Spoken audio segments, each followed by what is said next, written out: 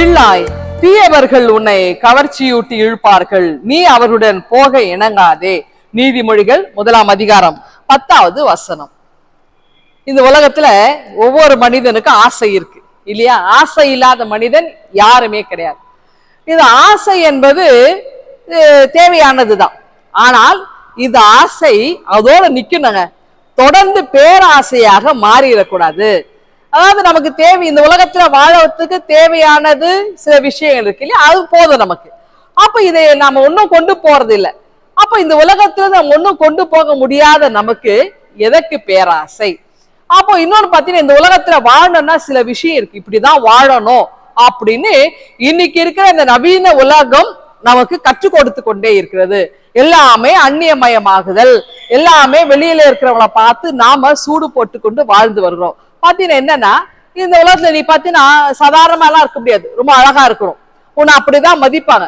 நல்லா பட்டு உடுத்தி வாழணும், நீ வெள்ளையாக உன்னை மாற்றிக்கொள்ள வேண்டும், கருப்பா இருந்து அந்த உலகத்துல வாழக்கூடாது. அதனாலதான் இன்னைக்கு நிறைய விளம்பரங்கள் நம்ம என்ன செய்யறோம்னா, ரொம்ப நிறைய கிரீம்ஸ், பியூட்டிஷியன்ஸ் நிறைய உருவாயிட்டு இருக்கிறாங்க. நீ முகத்துக்கு இதை போடு அதை போடு. ஏன்? உன்னை வெள்ளையா இருந்தா தான் இந்த சமூகம் உன்னை ஏத்துக்கும், கருப்பா இருந்தா அந்த சமூகம் உனக்கு மரியாதையை கொடுக்காது. இது ஒரு கத்து கொடுக்குறாங்க. ரெண்டாவது என்ன சொல்றாங்கன்னா, நீ கண்டிப்பா நகையெல்லாம் நிறைய போட்டு இருந்தா தான் உனக்கு சமூகத்துல ஒரு அந்தஸ்து கிடைக்கும். அப்ப நீ நகை வாங்கணும் அப்படின்னு ஒரு ஆடு கொடுக்குறாங்க, இந்த கடையில வாங்க அந்த கடையில வாங்க. அதே விளம்பரம் என்ன சொல்றது, நகை வாங்க முடியலையா, நாங்க என்ன சொல்றோம்னா உனக்கு ஒரு லோன் கொடுக்குறோம், அதை வாங்கி நீ நகையை வாங்குன்றாங்க. சரி, என்ன பண்றாங்க, கடனை வாங்கி லோனை வாங்கி சீட்டுகளை கட்டி இவங்க என்ன பண்றாங்க, கண்டிப்பா தங்கம் போட்டு அவனுமே அந்த நகையை வாங்குறாங்க. நகையை வாங்கின ஒரு கஷ்டம் வரும்பொழுது உடனே அதே விளம்பரம் என்ன செய்யுதுனாக்கா, நீங்க இந்த இடத்துல நகையை நீங்கள் வாங்கி இருக்கிற வட்டி, நீங்க கஷ்டப்பட்டு நீங்கள் சீட்டு கட்டியோ அல்லது வேற விதத்திலே வாங்கி இருக்கிற இந்த நகையை எங்களிடத்தில் அடமானம் வைத்துக் கொள்ளுங்கள், இந்த இடத்துல அடமானம் வச்சா உங்களுக்கு இத்தனை பர்சன்டேஜ், உங்களுக்கு இவ்வளவு லாபம் கிடைக்கும் அப்படின்னு. அதாவது சாதாரணமா இருக்கிற மனிதனை அவனை நகை வாங்குன்னு சொல்லி, லோனை கொடுக்குறன்னு சொல்லி அவனை கடங்காரனாக்கி, அப்புறம் என்ன பண்ண, வாங்குற நகையை திருப்பி கொடுமை அடகு கடையில வைக்க. இப்ப இதெல்லாம் யார் நம்ம கத்துக் கொடுக்கிறது? சமூகம் கத்துக் கொடுத்து கொண்டிருக்கிறது. நம்மை சுற்றி இருக்கின்ற இந்த வளர்ச்சி என்கிற பெயரிலே இன்றைக்கு இருக்கிற இந்த நாகரிகம் வளர்ந்திருக்கிற இந்த சமூகம் நமக்கு கற்றுக் கொடுக்கிறது. அப்பதான் நீதிமொழிகள் சொல்லுகிறது, நீங்கள் இதற்கு ஜாக்கிரதையா இருங்கள், இதற்கு நீங்க இணங்காதீர்கள், உங்களுக்கு என்ன இருக்கோ அது போதும் என்று வாழுங்கள். கடவுளுக்கு கொடுத்த இயற்கையானது எதுவாக இருந்தாலும் அதோடு நீங்கள் வாழுங்கள். நீங்கள் பேராசை நீங்கள் பெற்றுக்கொண்டு வாழ வேண்டாம். ஏனென்றால் அதெல்லாம் மாற்றம் பெறக்கூடியது, அதெல்லாம் அழியக்கூடியது, எதுவுமே நிரந்தரம் இல்லை. அந்த காலத்துல இயற்கையா வாழ்ந்தாங்க, அவங்க எந்த நோய் நொடி இல்லாமல் வாழ்ந்தாங்க, சந்தோஷமா வாழ்ந்தாங்க, தேவைக்காக வாழ்ந்தாங்க. அவங்க ரொம்ப அழகாவும் இருந்தாங்க, எதையும் பயன்படுத்தல, ரொம்ப அழகா இருந்தாங்க. அதாவது நம்மளுடைய முப்பாட்டன் காலத்துல பாத்தீங்கன்னா இந்த களிமண்ணை போட்டு தேய்ச்சி குளித்தவங்களா இருக்கிறாங்க, அவங்களும் நல்லவா இருந்தாங்க, எந்த சரும நோயும் வரல, ரொம்ப அழகா இருந்தாங்க. ஆனால் இன்றைக்கு என்னென்னவோ நம்ம போடுகிறோம், அதுக்கான சைடு எஃபெக்ட்ஸ் வருது, சீக்கிரமா நம்முடைய வயது முதிர்ந்து போகிறது.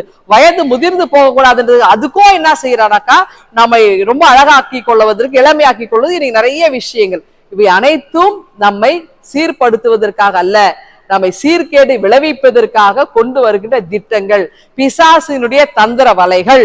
இதிலே யாரும் சிக்கி விட வேண்டாம். அப்ப நீதிமொழிகள் நமக்கு அழகாய் உணர்த்துகிறது, இதெல்லாம் மாறக்கூடியது.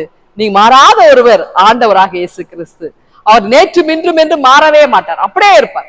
அதனால்தான் அவரை பின்பற்றி, ஆண்டவர் இயேசுவை நாம பின்பற்றி நடக்கும்போது இயற்கையாகவே இந்த அழகும், இந்த எல்லா விதமான அமைதியும் சந்தோஷமும், தேவைக்கான அத்தனை காரியங்களும் ஆண்டவர் நமக்கு கொடுத்து கொண்டே இருப்பார். தேவைக்கு பசியா இருக்கிறோம்னா சாப்பாடு கொடுப்பார், தண்ணி தாகனா தண்ணி கொடுப்பார். அதுதான் மாறாவின் தண்ணீரை மதுரமாய் மாற்றினால, இது கசப்பா இருக்குதுன்னா நல்லா இனிப்பான தண்ணீரை கொடுக்கிறார். உனக்கு காடை கொடுக்கிறார், வெஜிடேரியன் நான் வெஜிடேரியன் காடை உனக்கு உணவை கொடுக்கிறார், மண்ணாவை கொடுக்கிறார். இதெல்லாம் ஆண்டவர் கொடுத்திருக்கிறார். இதோட நிறுத்திக்கணும். எக்ஸ்ட்ரா எடுத்து வச்சுக்கிட்டு நாளைக்காக வாழறன்ட்டு, அதாவது உனக்கு பேராசை கூடுச்சுன்னா அவை பயன்படாமல் போகும். அப்ப நமக்கு திருமறையில நிறைய விஷயங்கள் கடவுள் நமக்கு சொல்லி கொடுத்திருக்கிறார், திருமறை நமக்கு கற்றுக் கொடுத்திருக்கிறது. ஆகவே திருமறையின் சொற்படி நாம் நடப்போமா? ஆண்டவர் இயேசுவை நாம் பின்பற்றி நடப்போம். நாமும் வாழ்விலே ஆண்டவருடைய அந்த அடிச்சொலை பின்பற்றி நடக்கும்போது வேண்டிய நிறைவான அமைதியையும் சந்தோஷத்தையும் ஆண்டவர் நமக்கு கட்டளையிட்டு தருவார். இந்த சிந்தனையோடு இந்த நாளை துவங்குங்கள். ஆண்டவர்களை ஆசீர்வதிப்பாராக. ஆமென். எங்கள் அன்பின் ஆண்டவரே, இந்த நாளை எங்களுக்கு ஆசீர்வாதமாய் அமைய கிருபை தர மீட்பரே ஜெபிக்கிறோம் எங்கள் அன்பின் கடவுளே. ஆமென்.